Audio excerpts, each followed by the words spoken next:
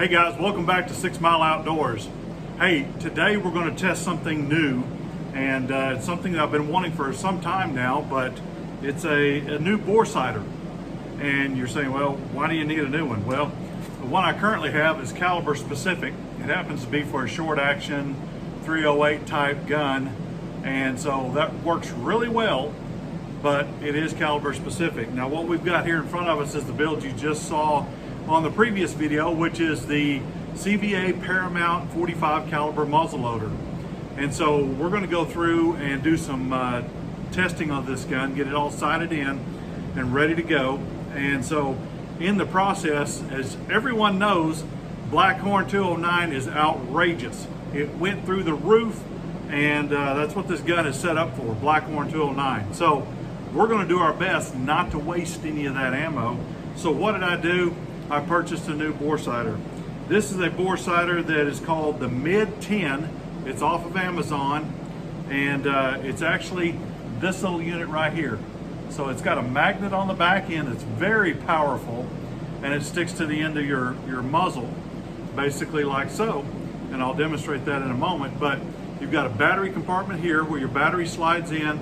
I've got to do some research on the battery. I think it is kind of unique, so probably have to jump on Amazon and buy another couple of them just to have some spares. And then your simple on-off button. And I bought the one with the green laser on it. That you can probably see that there. Green laser is a little bit brighter. It costs you, I don't know, $5 more or something like that. So I went ahead and bought the green laser just to try that out. But you might ask me, well, why do you have the muzzle brake off of this? Well, this muzzle brake is aluminum, and of course this won't stick to aluminum. So as a demonstration here, what I'm going to do is just kind of show you that this is extremely powerful. You kind of want to come in at an angle here and gently stick it on here, because it grabs very hard, and then it will stay by itself. You want to kind of twist it off as you take it off as well, but that's how you'll set it up. And what we're going to do is go through, what you would see and how you should set it up, kind of as you're setting up your scope and getting everything lined out. So I'm going to step away just a second, take you around the corner, and show you a drawing that I've got, and it will kind of help explain what we're going to do here. All right, here we are looking at the whiteboard, and I've got drawn on the whiteboard, of course, a gun with a scope on it. And our optimum goal here is to try to get this on paper at 100 yards and get it sighted in well. So if you look at the two lines here that I've got, this one's going to represent your laser line coming out. This one's going to represent your line of sight through the scope. What's going to happen is you're going to want both of those to converge at 100 yards, but knowing that, whenever you come back to 25 yards, the recommended distance to set this at using the bore sighter, what's going to happen is your line of sight is actually going to be above the actual laser portion of this. So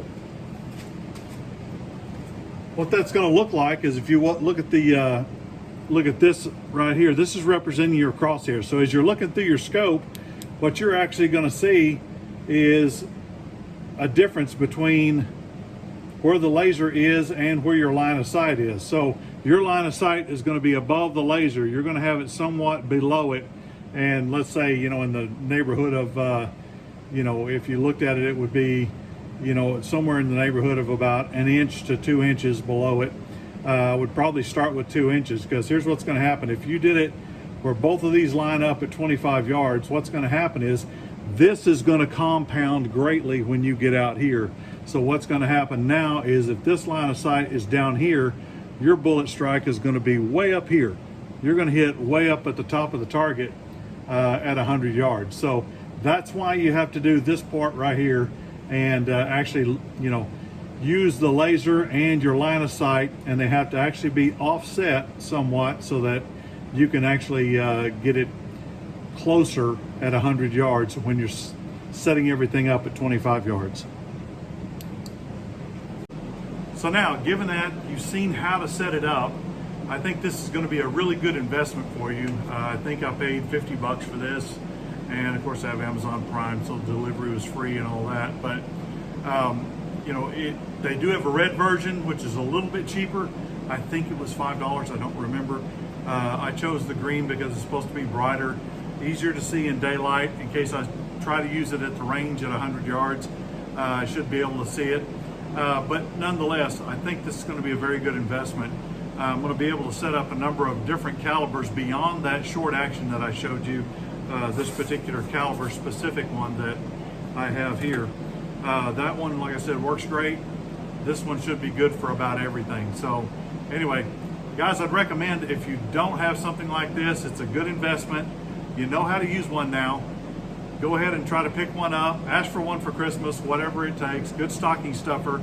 But this is going to save you just a little bit of ammo. So over time, it's going to pay for itself. Even if it's just 3 or 4 shots out of every time you sight in, it's going to pay for everything. So anyway, just wanted to bring that to you. Hey, I hope you enjoyed this video. Hopefully it was informative and you're able to take a few tips away. So anyway, if you got any questions, comments, drop them down below. I'll try to put a link down below for this on Amazon, and you'll be able to pick one up there. And like I said, guys, if you like what I'm doing, like, share, especially, throw it out there for others to see. But comment, do everything, ring the bell, you know what to do. Thanks, guys. Love you, appreciate you, and I'll see you next time.